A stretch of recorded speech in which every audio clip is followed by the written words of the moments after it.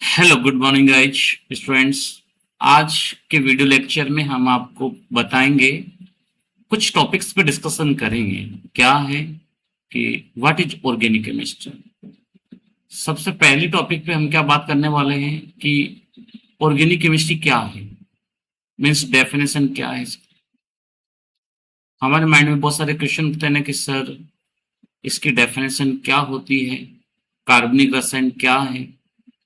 एक तो माइंड में ये आता है कि इसके बारे में थोड़ा सा बताएं, कार्बनिक रसायन क्या है। दूसरा क्वेश्चन हमारे माइंड में ये उठता है कि इस कार्बनिक रसायन में जो यौगिक बने थे वो सबसे पहला यौगिक कौन सा बना था, यानी कि first organic compound history. First organic compound history क्या रही है? प्रथम कार्बनिक यौगिक का इतिहास।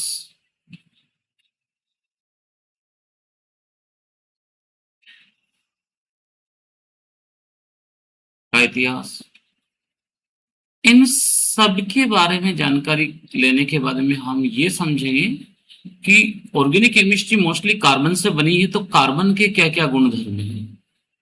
कार्बन के गुणधर्म means properties of carbon. Properties of carbon.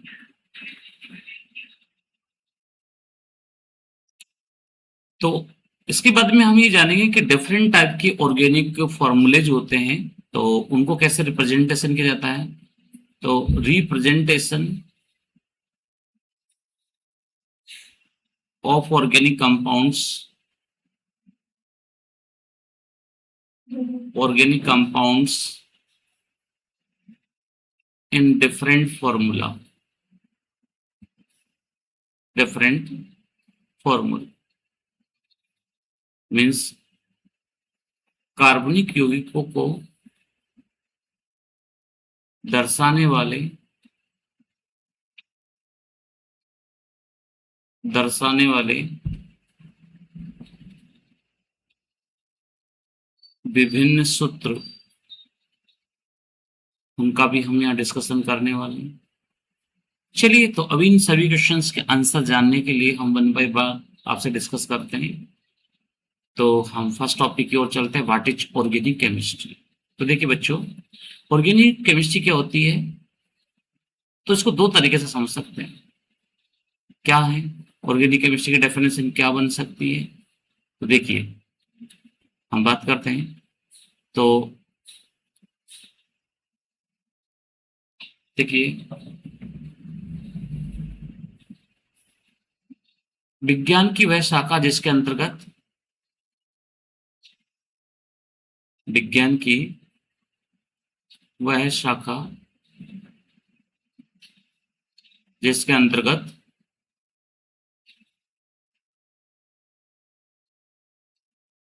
Hydrocarbon, अब ये नाम सबने सुना होगा, हाइड्रोकार्बन, वह उसके व्युत्पन्न यौगिकों का अध्ययन किया जाता हो। वह उसके व्युत्पन्न यौगिकों का अध्ययन किया जाता है, किया जाता हो। कार्बनिक रसायन कहलाती है, कार्बनिक रसायन कहलाती है।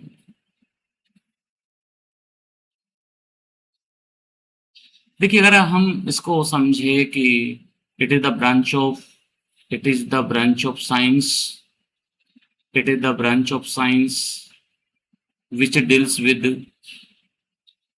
which deals with studied about, studied about hydrocarbon and its derived compound,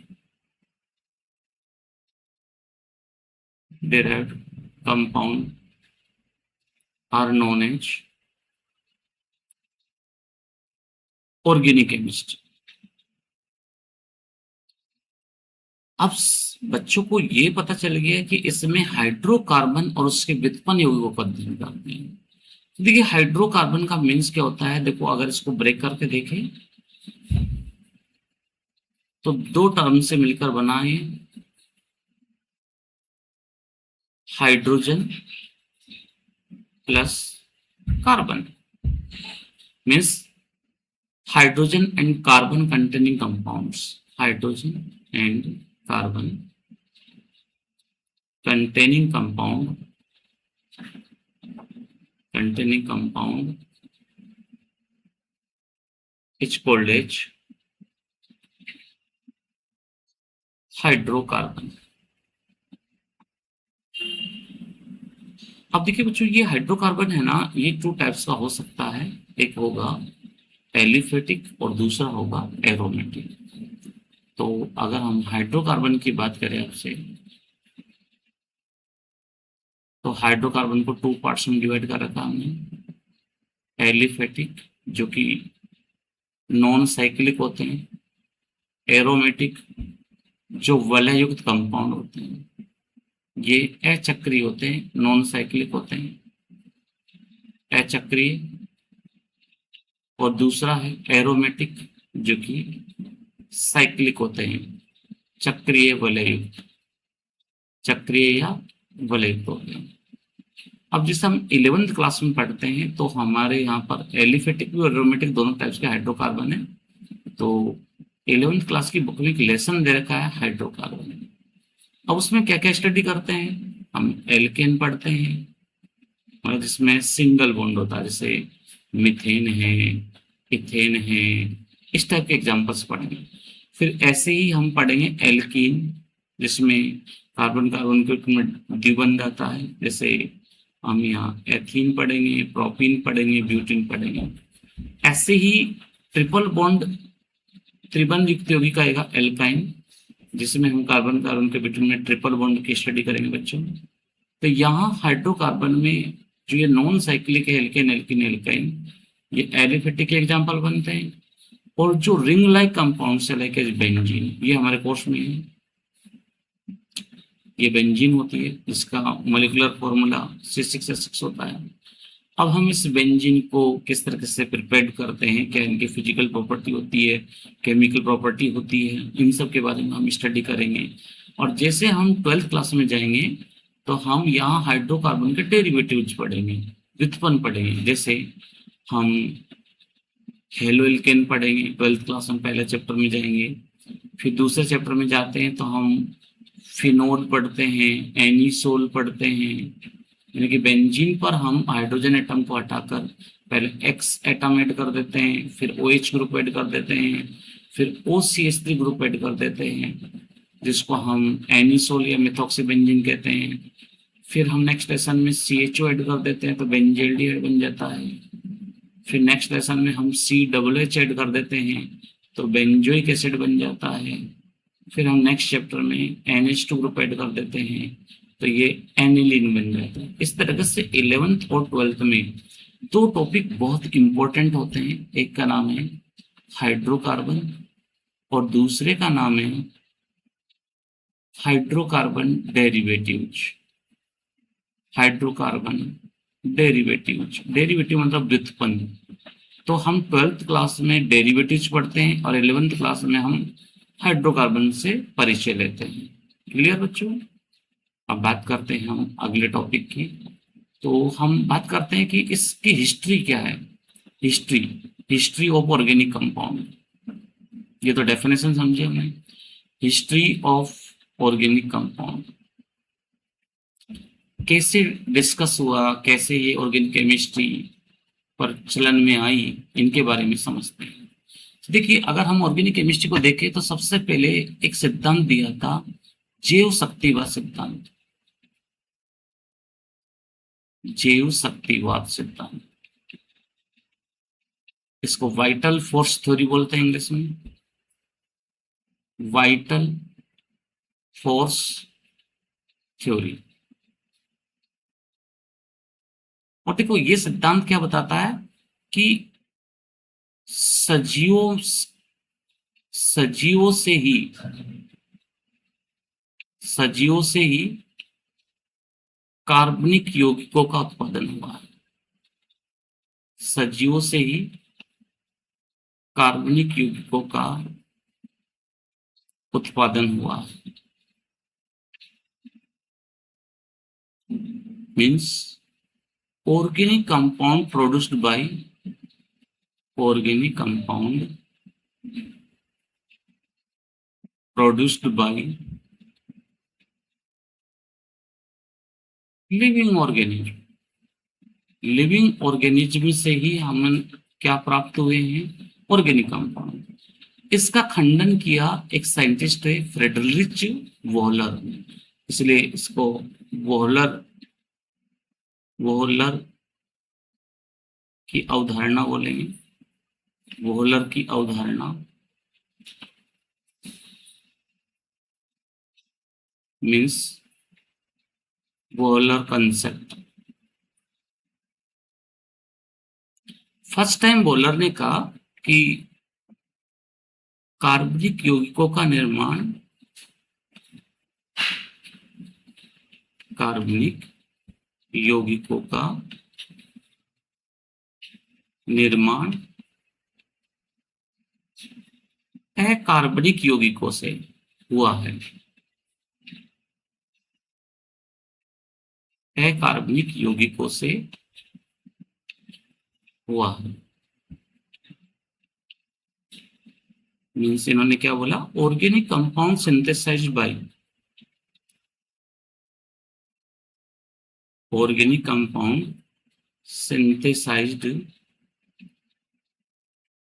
by inorganic compound।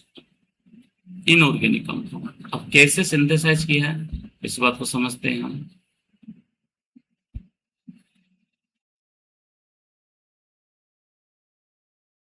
देखिए अमोनियम साइनेट NH4CnO एक क्या था बच्चों? Ammonium cyanate. ये एक इनऑर्गेनिक कंपाउंड था। अमोनियम साइनेट ये क्या था? एक इनऑर्गेनिक कंपाउंड अकार्बनिक यौगिक। और इसका रीअरेंजमेंट किया गया, पुनर्विन्यास किया गया। पुनर्विन्यास किया गया और पुनर्विन्यास करने पर इससे बन गया NH2CO NH2। इसको बोलते हैं यूरिया, जो कि ये फर्स्ट ऑर्गेनिक कंपाउंड है। First organic compound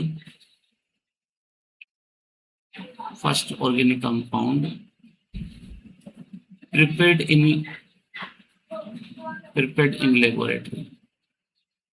means laboratory में बनाने वाला ये प्रथम कार्बनिक यौगिक है। जो पहली बार प्रिपेयर किया था उसका क्या नाम था बच्चों? यूरिया। ध्यान रखिएगा ये।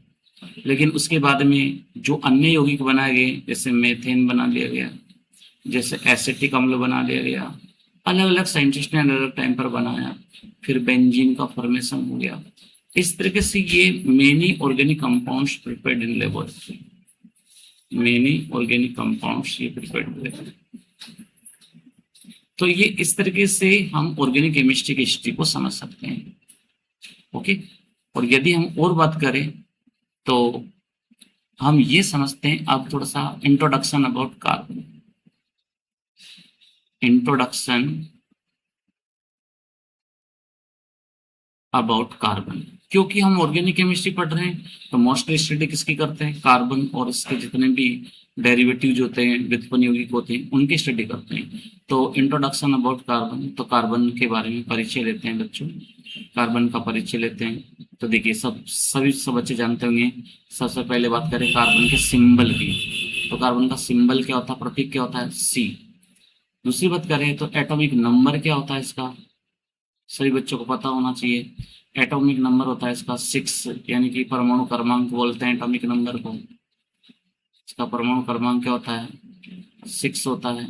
और बात करें तो इसका परमाणु भार कितना होता है, एटॉमिक मास कितना होता है, एटॉमिक वेट कितना होता है। एटॉमिक वेट की बात करें तो इसका कितना होता है, 12 होता है। अगर हम इसके आइसोटॉप की बात करें, समस्थानिक की बात करें, तो इसके 3 आइसोटॉप्स होते हैं बच्चों। आइसोटॉप की बात करें तो कितना होते हैं, 3 आइसोटॉप्स होते हैं। क्या क्या नाम है, 6C12, 6C13 और 6C14। ये इसके 3 आइसोटॉप्स होते हैं। और यदि हम और बात करें कार्बन के बारे में, तो देखिए ये टेट्रावेलेंट होता है, मतलब चतुसंयोजी होता है। इसकी संयोजकता कितनी होती है, 4 संयोजकता होती है। ये टेट्रावेलेंट होता है, चतुसंयोजी होता है। मीन्स ये अन्य 4 परमाणु से जुड़ सकता है। कैसे होता है, देखिए जैसे कार्बन है, इसकी 4 वैलेंसी होती है, ऐसे ऐसे 4 वैलेंसी होती है। और प्रत्येक बॉन्ड के बिटवीन में एक बॉन्ड एंगल होता है 109.5 डिग्री, या आप बोल सकते हैं इस बॉन्ड एंगल को 109 डिग्री 28 मिनट। तो आप डिग्री में बताएंगे तो पर्टिकुलर 109.5 डिग्री बोलेंगे, और यदि डिग्री और मिनट में बताएंगे तो आप यहाँ 109 डिग्री 28 मिनट बताएंगे। और यदि हम बात करें और आगे, तो देखिए कार्बन में एक महत्वपूर्ण गुणधर्म पाया जाता है, उसका नाम है श्रृंखलन। श्रृंखलन, कैटेनेशन, श्रृंखलन का गुणधर्म मिलता है बच्चों। श्रृंखलन का गुणधर्म क्या होता है, यह है श्रृंखला वलय शाखित अशाखित रूप में जुड़ा रहता है। मतलब ये सिंगल एलिमेंट नहीं है, इसमें ये कैटेनेशन की प्रॉपर्टी मिलती है। तो it is present in chain, it is present in chain, ring, branched and binds in a non-branched form, non-branched form। यदि हम इसकी अगले गुणधर्म की बात करें तो इसमें पाया जाता है, जो कि महत्वपूर्ण है, यह single bond, double bond, triple bond सभी में देखने को मिल सकता है। ये सभी टाइप के बॉन्ड बनाता है, सिंगल है, डबल है, ट्रिपल है। तो हम कह सकते हैं बहुबंध बनाने की प्रवृत्ति, मल्टीपल बॉन्ड बना सकता है, multiple bond can be forms. Means carbon carbon के बिटवीन में सिंगल बॉन्ड बन सकता है, कार्बन कार्बन के बिटवीन में डबल बॉन्ड बन सकता है, कार्बन कार्बन के बिटवीन में ट्रिपल बॉन्ड बन सकता है, 2 कार्बन 3 कार्बन 2 डबल बॉन्ड से भी कनेक्ट हो सकते हैं, या एक सिंगल बॉन्ड और 2 डबल बॉन्ड भी मिल सकते हैं, दो सिंगल बॉन्ड और एक डबल बॉन्ड भी मिल सकता है।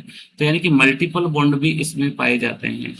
यदि हम बात करें तो इसमें एलोट्रोपी, अपर रूपता का गुण भी पाया जाता है। नेक्स्ट गुणधर्म क्या है, अपर रूपता। इसके अपर रूप भी मिलते हैं, अपर रूपता, एलोट्रोपी का गुण भी पाया जाता है कार्बन में। देखिए तो कार्बन के 2 एलोट्रोप होते हैं, एक होता है क्रिस्टलाइन, क्रिस्टलीय, एक होता है नॉन क्रिस्टलाइन। अगर हम क्रिस्टलाइन की बात करें तो आप सबने नाम सुना होगा, हीरा, ग्रेफाइट और फुलरिन, ये नाम सुन रखा हमने। यानी कि diamond, graphite,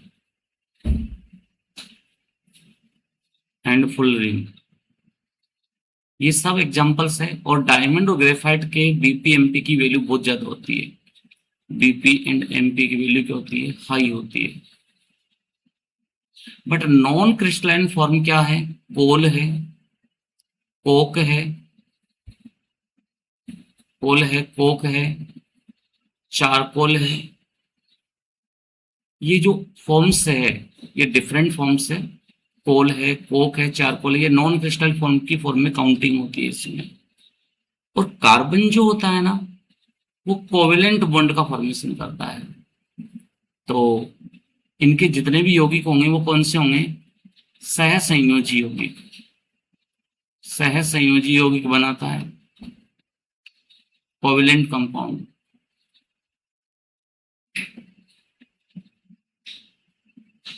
means carbon forms covalent compound. कौन सा फॉर्म करता है, कोवेलेंट कंपाउंड बनाता है, ठीक है। इसके अलावा इसमें ज्वलनशीलता का गुण भी मिलता है, दहनशीलता बोल सकते हो, ज्वलनशीलता बोल सकते हो, कंबस्टिबिलिटी, कंबस्टिबिलिटी मीन्स कार्बन को जब आप जलाएंगे तो कार्बन प्लस O2 मिलकर क्या बना देगी, CO2 बना देगी। और किसी भी ऑर्गेनिक कंपाउंड जैसे ग्लूकोज है, उसको अगर आप जलाते हो तो CO2 और H2 बनेगा, CO2 और H2 बनेगा और बहुत सारी एनर्जी निकलेगी, कंबसन एनर्जी निकलती है। जैसे ग्लूकोज से -2802 किलो जूल पर मोल एनर्जी रिलीज हो जाती है। तो यहाँ पर ज्वलनशीलता का भी गुण मिलता है। और इसमें एक गुणधर्म बहुत इंपॉर्टेंट है जो कि हम बोलते हैं उसको वर्सेटाइल। वर्सेटाइल का मतलब अगर हम हिंदी में बात करें तो चहुमुखी होता है, सर्वतोमुखी होता है। यानी कि कार्बन में वर्सेटिलिटी, इसको चंचलता भी बोल सकते हैं, का गुण मिलता है, का गुण मिलता है। यहाँ वर्सेटिलिटी का मीन्स होता है कार्बन के डिफरेंट फॉर्म्स होती है। ऐसे नहीं कि कार्बन चेन फॉर्म में मिलेगा, रिंग फॉर्म में मिलेगा, कार्बन अनब्रांच में मिलेगा, साइक्लो कंपाउंड में मिलता है, इसको बोलते हैं वर्सेटिलिटी। ओके, तो ये मैंने आपको इस पोर्शन में क्या समझाया ओनली कि कार्बन के गुणधर्म कौन कौन से हैं, ऑर्गेनिक केमिस्ट्री की हिस्ट्री कैसे स्टार्ट हुई, व्हाट इज ऑर्गेनिक केमिस्ट्री है। अब हम बात करते हैं अगली अगली चीज की, वो क्या है। नेक्स्ट की बात करें अगर हम, तो हम लेते हैं representation, representation of organic compound.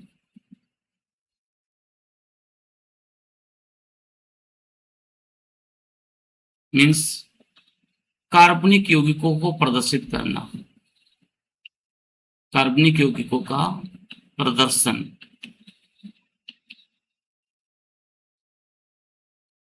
तो बच्चों अक्सर आपने देखा होगा कि जैसे कभी आप देखते हैं C6H12O6 देखते हैं, कभी आप CH2O देखते हैं, कभी आप इसको ऐसे ओपन करके देख सकते हो, ऐसे भी देखने को मिलता है ये फॉर्मूला, कभी ये फॉर्मूला ऐसे भी देखने को मिलेगा।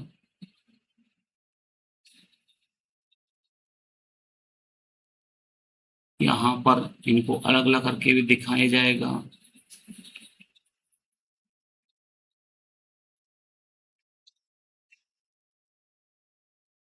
ऐसे भी रिप्रेजेंट किया जाएगा।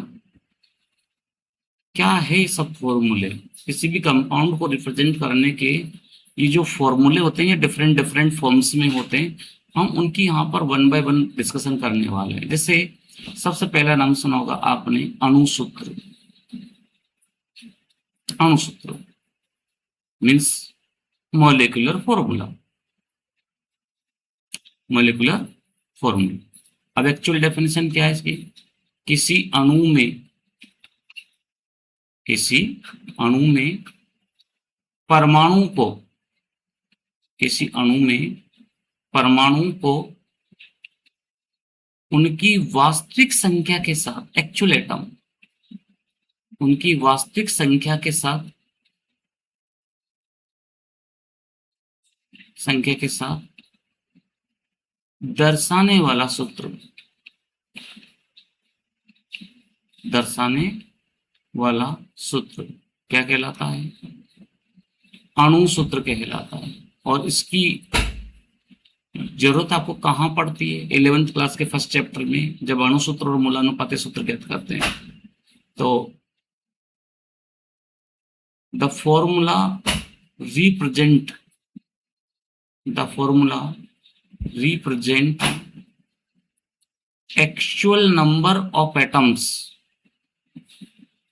actual number of atoms in a molecules denotes by molecular formula। इसको हम किससे डिनोट कर देंगे? मॉलिक्यूलर फॉर्मूला से। एग्जांपल जैसे बेंजीन है। अब इस बेंजीन का मॉलिक्यूलर फॉर्मूला क्या होगा बच्चों? C6H6। ग्लूकोज का मॉलिक्यूलर फॉर्मूला क्या होगा बच्चों?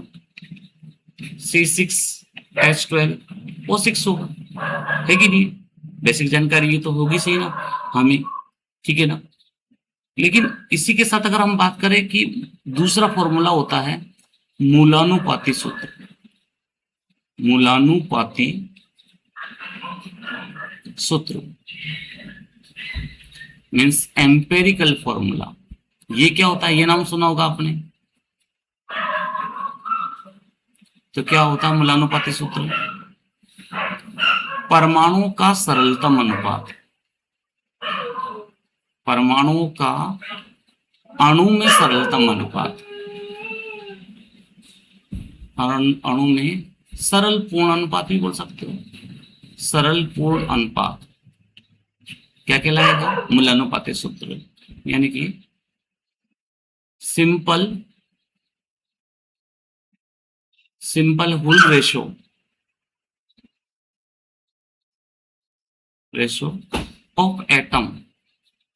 ऑफ एटम्स इन मॉलिक्यूल क्या कहलाएगा? मूलानुपाती सूत्र कहलाएगा बच्चों। एग्जाम्पल समझते हैं। जैसे बेंजीन है, बेंजीन का अणुसूत्र क्या बताया था मैंने? C6H6। तो इसका मूलानुपाती सूत्र क्या हो जाएगा? CH। जैसे मैंने ग्लूकोज का आपको अणुसूत्र क्या बताया था? C6H12O6।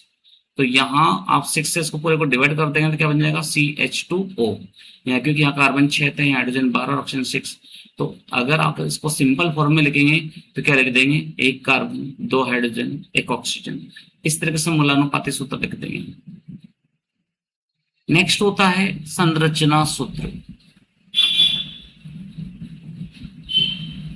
संरचना सूत्र जैसे मैं आपसे बात करूं, मैंने लिखा है यहां पर ब्यूटेनॉल। अब ब्यूटेनॉल का अगर हम सामान्य सूत्र देखें, या ये क्योंकि ओल लगा हुआ तो ओल क्या होता है? एल्कोहल होता है।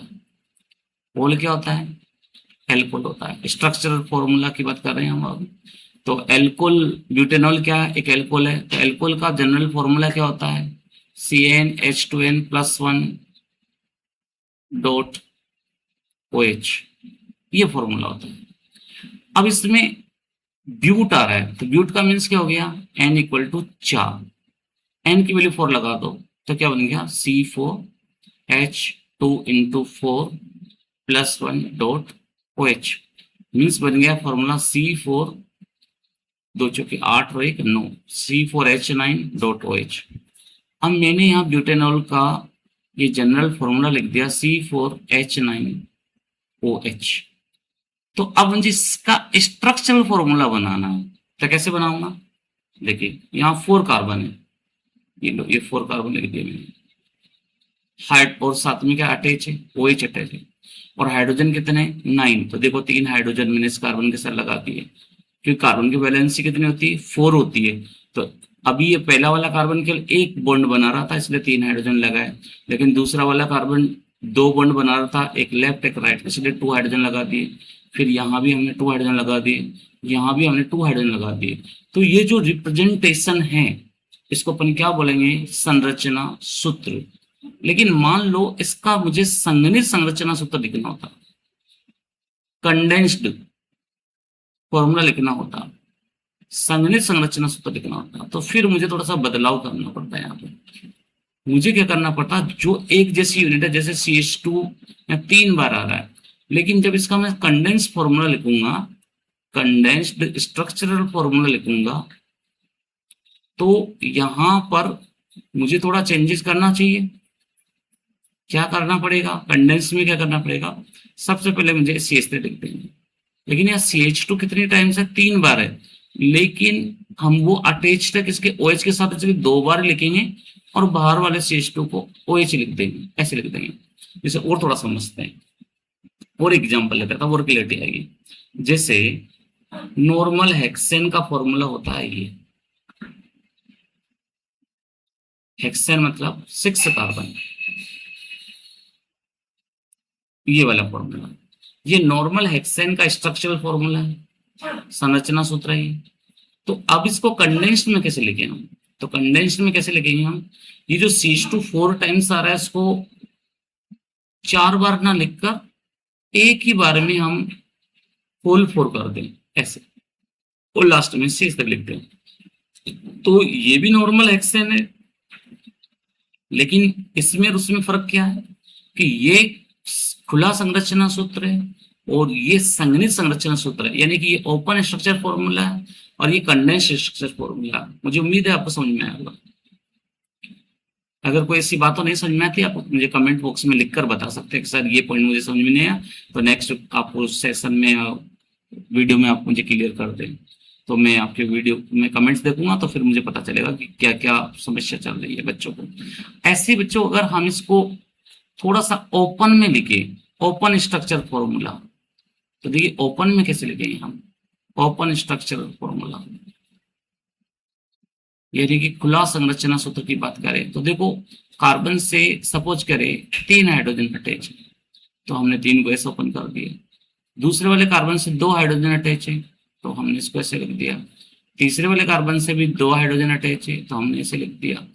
चौथे कार्बन से भी 2 हाइड्रोजन अटैच है, तो हमने ऐसे लिख दिया। और हम एल्कोहल के बारे में पढ़ रहे हैं, इसलिए हमने OH भी लिख दिया। तो ये फॉर्मूला ओपन स्ट्रक्चर फॉर्मूला किसका है, ये नॉर्मल ब्यूटेनॉल का है, ये नॉर्मल ब्यूटेनॉल का फॉर्मूला है। तो 3 टाइप्स के फॉर्मूले हो गए स्ट्रक्चर में, हम बात कर सकते हैं। एक तो जनरल स्ट्रक्चर फॉर्मूला हो गया, एक कंडेंस्ड वगैरह ओपन हो गया, मतलब एक तो सामान्य संरचना सूत्र हो गया, एक संगणित संरचना सूत्र हो गया, और एक खुला संरचना सूत्र हो गया। अब जो बहुत फेमस आजकल जो चल रहा है उसका नाम है बंद रेखा संरचना सूत्र। चौथे नंबर पे बात करें तो जो कि सबसे ज्यादा यूजफुल है, बंद रेखा संरचना सूत्र, bond line structure formula, bond line structure formula. देखिए बॉन्ड लाइन स्ट्रक्चर फॉर्मूला को समझते हैं तो इसकी स्टार्टिंग मिनिमम 3 कार्बन से होती है। 3 कार्बन से यह फॉर्मूला यूज करते हैं, यूज करते हैं। एक्चुअली हम एल्केन खानदान से बात कर लेते हैं। 3 कार्बन में प्रोपेन आती है। अब प्रोपेन का मोलिकुलर फॉर्मूला क्या होता है, C3H8। अब इस प्रोपेन का मोलिकुलर फॉर्मूला लिख दिया हमने। अब इसका हम स्ट्रक्चरल फॉर्मूला लिखे तो देखिए CH3 CH2 CH3। लेकिन अब इसको जब बॉन्ड लाइन में बताएंगे बच्चों, तो इसको क्या करेंगे हम, देखो जिग जिग इस तरह से एक लाइन ऐसे लिखेंगे, फिर दूसरी लाइन ऐसे लिखेंगे। तो इसमें देखो ये फर्स्ट कार्बन हो गया, ये सेकंड कार्बन हो गया, और ये थर्ड कार्बन हो गया। अब इसमें हमने ना तो कार्बन को डिनोट किया ना हाइड्रोजन को डिनोट किया, बस हमें कार्बन और हाइड्रोजन को हमने इसी तरीके से रिप्रेजेंट कर दिया केवल बॉन्ड और लाइन में। तो हम इन चीजों को समझ सकते हैं कि बॉन्ड लाइन फॉर्मूले कैसे बनेंगे। यदि हम अगली बात करें बॉन्ड लाइन फॉर्मूलों में, तो बहुत सारे एग्जाम्पल देख सकते हैं हम, एग्जाम्पल्स की हमारे पास कोई कमी नहीं है। जैसे हम बात करें आइसोपेंटेन, इसका बॉन्ड लाइन फॉर्मूला बनाओ। अब बच्चों ये नोमेनक्लेचर है ना, मैं आपको अलग से सिखाऊंगा, इसलिए अभी कंफ्यूज मत होना। अब देखो आइसोपेंटेन का जो स्ट्रक्चरल फॉर्मूला होगा वो ऐसा होगा, ये देखिए। अब देखिए इसमें 4 कार्बन तो क्या है, ये पेरेंट चेन में है, मुख्य कार्बन श्रृंखला में, और एक कार्बन ब्रांच के रूप में आ रहा है। तो जब इसके अपन बनाएंगे तो 4 कार्बन वाला बॉन्ड लाइन फॉर्मूला ऐसे बन गया। देखो ये 1 कार्बन, ये 2 कार्बन, ये 3 कार्बन, ये 4 कार्बन। लेकिन देखो अगर दूसरे कार्बन से देखें तो एक मैथिल समूह अटैच है, तो हम दूसरे कार्बन से एक मैथिल समूह को बाइंड कर देंगे। तो देखो ऊपर भी ऐड कर सकते हो, नीचे भी ऐड कर सकते हो। ऊपर आपने ये ऐड कर दिया, तो ये यहाँ पर इसका मीन्स क्या हो गया, सेकंड कार्बन से एक मैथिल समूह जुड़ रहा है। अब देखिए जैसे इसी एग्जाम्पल में सेम एग्जाम्पल लेता और मैं लिखता ब्यूटेन टू ओल। मैं क्या लिखता, ब्यूटेन टू ओल। अब ब्यूटेन टू ओल का फॉर्मूला क्या होता है, सेकंड कार्बन पर ओल आ रहा है, मीन्स OH आ रहा है, तो CH2CH3। तो हमारी मुख्य कार्बनिक श्रृंखला में पेरेंट चेन में कितने कार्बन है, 4 कार्बन है, और दूसरे कार्बन से क्या अटैच है, OH अटैच है। तो देखो हम 4 कार्बन को हम ऐसे रिप्रेजेंट करते हैं, ये 4 कार्बन, और सेकंड कार्बन हमारा ये है, तो इस कार्बन से हम किसको अटैच कर देते, OH को अटैच कर देते। तो हमारा ये सिंपल फॉर्मूला हो गया क्या, स्ट्रक्चरल फॉर्मूले को हमने किस में रिप्रेजेंट कर दिया, बॉन्ड लाइन फॉर्मूले में। और भी हम एग्जाम्पल देखते हैं, और हम देखो जितने एग्जाम्पल देखोगे ना उतनी क्लियरिटी आएगी। जैसे मैं बात करूं आपसे, मैंने लिखा लैक्टिकम, लैक्टिकम। अब लैक्टिकम का फॉर्मूला क्या है, फॉर्मूला पता होगा तो आप बना सकते हो। और यदि आपको फॉर्मूला देते तो आप उनको बनाने में कोई दिक्कत ही नहीं पैदा करेंगे। देखो ये लैक्टिकम का फॉर्मूला। अब इसमें कितने कार्बन, 3 कार्बन, लेकिन 3 कार्बन से क्या अटैच है, COOH। 3 कार्बन नंबर पे क्या है, देखो ये देखो, अगर हम इसको फर्स्ट, ये फर्स्ट मान लो, ये सेकंड मान लो, ये 3 मान लो, तो फर्स्ट कार्बन पे देख सकते हैं, ये फर्स्ट कार्बन पर क्या COOH है, लेकिन सेकंड कार्बन पर क्या अटैच है, यहाँ पर OH है। तो आप इसको सेकंड कार्बन पर क्या अटैच कर दीजिए, OH को अटैच कर दीजिए। और एग्जाम्पल ले लेते हैं हम, एग्जाम्पल की बोला ना कोई कमी नहीं है, एग्जाम्पल आप किसी भी टाइप का ले सकते हो। जैसे आपने एग्जाम्पल में ले लिया कि आप इसको बना के बताइए, एक जनरल फॉर्मूला है, आप इसको रिप्रेजेंट करके बताइए, CH3CHOH, CH2 C, CH3 CH3 COOH, ये वाला फॉर्मूला, इसको आप बताइए। तो देखो मुख्य कार्बनिक श्रृंखला में कितने कार्बन आ रहे हैं बच्चों, 5 कार्बन आ रहे हैं। तो 5 कार्बन आ रहे हैं तो हम इसको थोड़ा चेंज कर लेते हैं कि 5 कार्बन आ रहे हैं तो हम इसको किस तरीके से बदलें। देखो देखो पहले तो 5 कार्बन के लिए हमको किस तरीके से बॉन्ड लाइन फॉर्मूला बनाना, जिग में 4 हो गए, ये 5 कार्बन, और 5वें कार्बन से क्या अटैच है, यानी फर्स्ट कार्बन से क्या अटैच है, COOH। देखो C भी नहीं लगाना चाहिए ना मुझे, ये C हटा देना है। और सेकंड कार्बन से क्या अटैच है, देखो ये फर्स्ट कार्बन हुआ, ये सेकंड कार्बन हुआ, ये 3 कार्बन हुआ, ये 4 हुआ, ये 5 हुआ। तो सेकंड कार्बन से 2 मिथाइल अटैच है। तो देखो आप इसको ऊपर भी बता सकते हैं और ऐसे नीचे बता सकते हैं। तो ये सेकंड कार्बन से, अब ये फर्स्ट कार्बन था, अब थर्ड कार्बन पे कुछ भी नहीं है, लेकिन फोर्थ कार्बन पर क्या अटैच है बच्चों, OH अटैच है। तो देखो ये हमने ये क्या लिख दिया, ये OH लिख दिया, और ये हमारा 5 कार्बन हो गया। तो ये बॉन्ड लाइन फॉर्मूले होते हैं बच्चों जो मैंने आपको बताएं। और भी कोई बात हो तो आप मेरे से पूछ सकते हैं। और यदि हम अगले एग्जाम्पल की बात करें, अगले फॉर्मूले की बात करें, तो हम उसको बोलते हैं डेस वेज रेखा सूत्र। अगला क्या है, डेस वेज रेखा सूत्र। बच्चों पहली बात तो ये त्रिविमीय सूत्र होता है, त्रिविमीय सूत्र होता है, डेस वेज लाइन फॉर्मूला। 3D फॉर्मूले होते हैं, डेस वेज लाइन फॉर्मूला, जो कि कौन से फॉर्मूले हैं, 3D, 3 डायमेंशनल फॉर्मूले।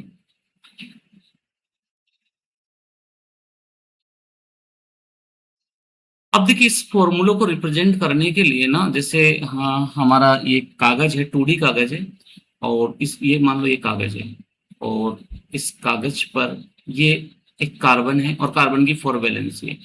तो 2 वैलेंसी तो कागज के तल में रहेगी, और जो 2 वैलेंसी होगी कागज की परपेंडिकुलर रहेगी। अब वो परपेंडिकुलर लंबवत जो होती है ना, एक ऊपर बना देते हैं, हम एक नीचे बना देते हैं। तो अब यहां पर जो कागज के तल में है, यानी इन द प्लेन है, वो तो हम केवल लाइन से रिप्रेजेंट कर देते हैं, ऐसे नॉर्मल लाइन से। जिस इस पर हमने हाइड्रोजन हाइड्रोजन अटैच कर दिया, ये तो नॉर्मल लाइन होगी। लेकिन जो प्रेक्षक सामने देख रहा है उसको हम सॉलिड लाइन से बताएंगे, ऐसे हम इसको सॉलिड लाइन से डिनोट करेंगे। और ये जो सॉलिड लाइन होती है, ये लाइन डिनोट की जाती है किससे? वेज रेखा से। मान लो यहाँ हाइड्रोजन है, ये कौन सी है? Wedge line, means solid line. Wedge line means क्या है? यहाँ पर सॉलिड लाइन हो गई।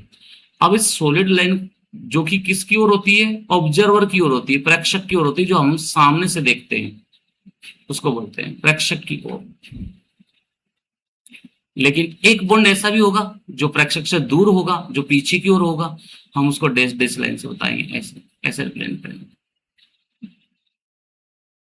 ये बैक साइड में चला गया कागज के तल के लंबवत, है ना, बैक साइड में पीछे की ओर। तो हम इस लाइन को कौन सी लाइन बोलते हैं? Dash line. ये डैश लाइन है, जो कि डॉटेड लाइन भी बोल सकते हैं इसको, है ना। और वेज लाइन को सॉलिड लाइन भी बोल सकते हो। तो ये क्या हो जाती है? ऑब्जर्वर से दूर चली जाती है, प्रेक्षक से दूर, प्रेक्षक से दूर, अवे फ्रॉम ऑब्जर्वर और टुवर्ड्स ऑब्जर्वर। प्रेक्षक की ओर सॉलिड लाइन है, टुवर्ड्स ऑब्जर्वर, तो इसमें ये डैश वेज लाइन से डिनोट करते हैं जो प्रेक्षक की ओर होता है, और जो पीछे की ओर होता है उसको डैश लाइन से रिप्रेजेंट करते हैं। तो ऐसे रिप्रेजेंटिंग फॉर्मूले जो होते हैं उनको कौन से फॉर्मूले बोलते हैं? डैश वेज रेखा सूत्र। बच्चों, मैं उम्मीद करूंगा कि आपको ये बातें समझ में आई होगी। अगर आपको कोई बात नहीं समझ में आती है तो आप कमेंट बॉक्स में मुझे लिख सकते हैं। तो हम अगले सेशन में, अगले वीडियो में जब भी आपसे बात करेंगे तो हम उन पॉइंट्स को पहले ले लेंगे। Okay, okay dear students.